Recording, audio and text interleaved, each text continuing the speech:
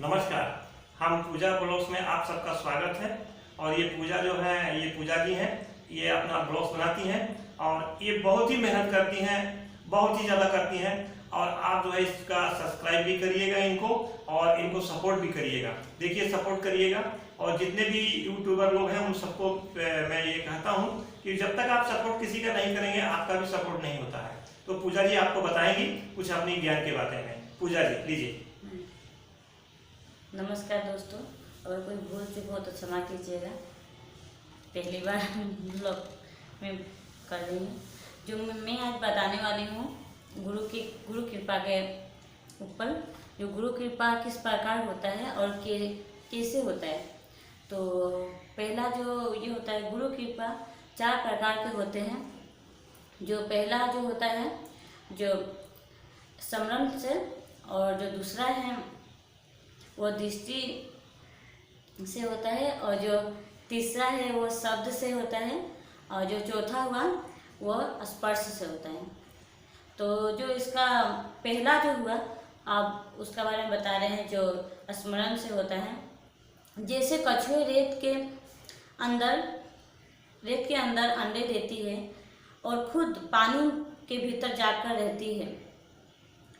वो अंडे को पानी के भीतर से ही याद करती है, और याद करते करते वो अंडे पकने लगता है। वैसे ही गुरु के कृपा मात्र से ही हम लोग का भला होता है और शिष्य को ज्ञान हो जाता है। ये है स्मरण दीक्षा। दूसरे जो दीक्षा है, जो कृपा है, वो है दृष्टि से।